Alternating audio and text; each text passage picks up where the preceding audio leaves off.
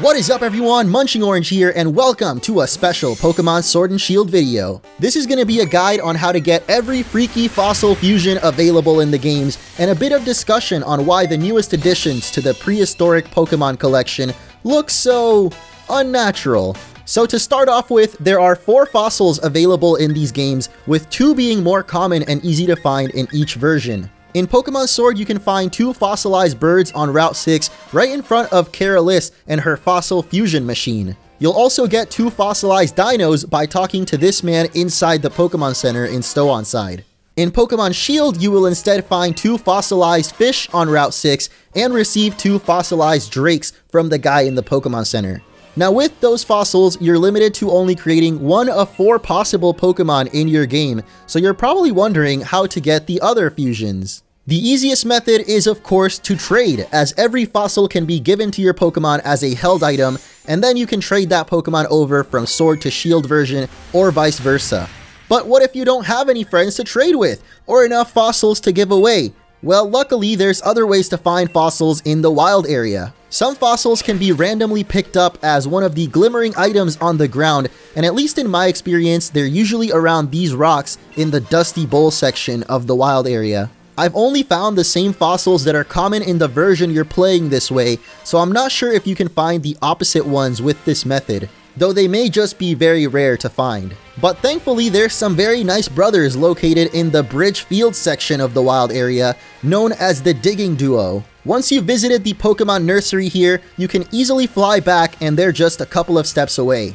As their name implies, these guys will dig up treasure for you at the cost of 500 watts per dig. I recommend going with the brother on the left who claims he has more skill but lacks stamina, and even though he might give up after digging for just 1 item, I found that his treasures are usually much rarer than anything his longer lasting brother can dig up. In fact, this is the only way I've managed to find the fossils that are less common in your version, although it still can take a while.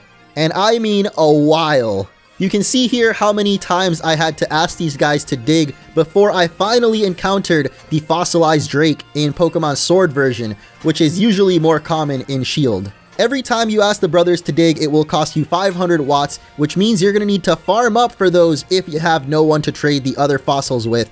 And every time you dig, it will save the game, so unfortunately there's no soft resetting to try and get luckier. Watts aren't too difficult to rack up though, as every glowing den you visit will give you 300 watts without even having to fight the Pokemon, and every other den will give you 50 watts, so one run around the wild area should get you at least 3 digs per day. You can also battle the glowing, brilliant Pokemon that occasionally pop up for about 200 watts per takedown. Finally, if you're still thirsty for watts, there's the Rotom Rally, which you can initiate by talking to one of the white uniformed officials located throughout the wild area, and it's a pretty fun time trial minigame that will get you around 200 watts for completing it as well. Now from here on, it's basically all luck with what the duo can dig up for you, which is why I recommend going with the more skillful brother, as he's the only one I've gotten the rare fossils in your version from. Of course, if you do have a friend to trade with, this whole process will be a lot easier, as either brother can dig up the more common fossils found in your version, and then you can just trade them for the rare ones. In the Galar region, fossils come in 2 halves, which you can mix and match to create 4 different abominations with different typings and stats. Once you've got 2 of each fossilized creature, you're finally ready for some fusion fun, so head back to Route 6 and talk to the eccentric scientist known as Keralis to get the polymerization process started. First, we're going to choose the fossilized bird and combine it with the fossilized dino to create the electric and ice type Arctozolt. Objective complete. It seems the restoration was a great success. Yes, I can see it in its eyes. This is a Pokemon that walked the face of Galar in ancient times. Please take care of this Pokemon, huh? The Pokedex descriptions are also different in each version and give some interesting insight on how these freaks of nature came to be. So let's start with Arctozolt here, whose shaking upper half is what generates its electricity. It has a hard time walking around. Pokemon Shield claims this Pokemon lived on prehistoric seashores and was able to preserve food with the ice on its body. It went extinct because it moved so slowly. So already we see the Pokédex is trying to claim that these Pokemon actually used to exist in the form that we're seeing it in. Does that mean pterodactyls were diving down into the water to procreate with dinosaur fish? Apparently so, according to the Pokédex, but I have a feeling there's something fishy going on with these descriptions. Either way, Arctozolt can either have Volt Absorb or Static as its abilities, or the hidden ability Slush Rush, which I'm not sure if it's available in the games yet because you actually can't breed these Pokemon either. Next up is my favorite of the bunch, which can be created by fusing the fossilized bird and Drake into the electric and dragon type Dracozolt.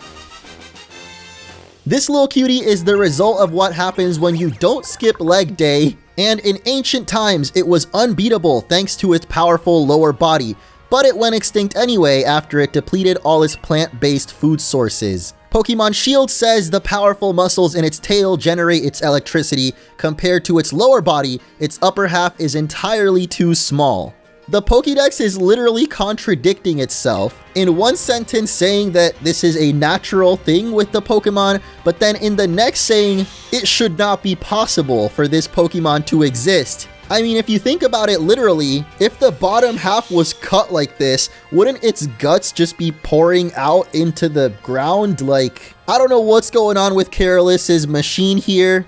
I feel like this is illegal, but according to the Pokédex, it's totally fine, so we'll just ignore it and talk about the fact that this electric dragon can have Volt Absorb as well, or the ability Hustle. Both Arctozolt and Dracozolt learn the exclusive electric type move Bolt Beak, which is a physical move with 85 power that can be doubled if the Pokemon attacks before the enemy.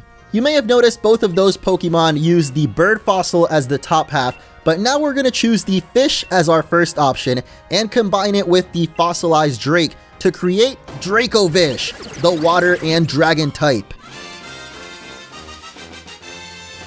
Probably the strongest fossil of the bunch, this Pokemon's powerful legs and jaws made it the apex predator of its time. Its own overhunting of its prey was what drove it to extinction. Again, the Pokédex is claiming that these creatures naturally existed in the wild back in the day and somehow became extinct because of contradictions with its natural body.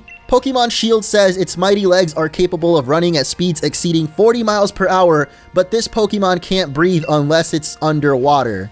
Okay, that sounds perfectly fine to me. Like, you're gonna have this Tyrannosaurus lower half, but somehow the head of a fish attached to your tail. Like, the head is not even attached to the right place. I'm really curious if we're ever gonna see the top half of the fossilized Drake or the bottom half of the fossilized bird. Those are honestly the two I most want to see. But Dracovish can have the ability Water Absorb or Strong Jaw, which can further boost the power of its exclusive move, Fishious Rend, a water-type physical move with 85 power that also doubles if the Pokemon is faster than the opponent. It can also have Sand Rush as its hidden ability, just like Dracozolt, but like I mentioned, I'm not sure if those are available right now. Finally, if we combine the fossilized fish with the fossilized dino, we get the water and ice type, Arctovish. This Pokemon may have the most normal-ish typing of them all, and probably the most normal-looking body, until you realize its head is literally upside down. I know this may look like its mouth, but remember Dracovish has the same top half, and we can clearly see its mouth there, meaning Arctovish's mouth is facing the wrong way, making it hard for this Pokemon to even eat. Even though it's able to capture prey by freezing its surroundings, it has trouble eating the prey afterward because its mouth is on top of its head. Pokemon Shield says the skin on its face is impervious to attack, but breathing difficulties make this Pokemon go extinct anyway. Yeah, totally normal, and I'm sure it was a part of everyday life back in prehistoric Pokemon times. Arctovish can have Water Absorb or Ice Body as its abilities, with Slush Rush as its hidden ability, just like Arctozolt. But again, I'm not sure how to get those hidden abilities right now.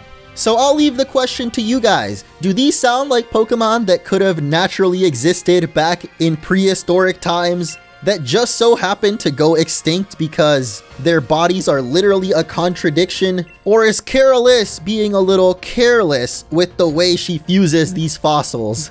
So which of these fossil Pokemon is your favorite, or least favorite? Maybe you don't like any of them because they're freaks of nature that never should have existed, no matter how much the Pokédex descriptions may try to convince you otherwise. Now you're this mad scientist's accomplice in creating these monstrosities of modern science that clearly should have just stayed as part of Game Freak's imagination. Have fun!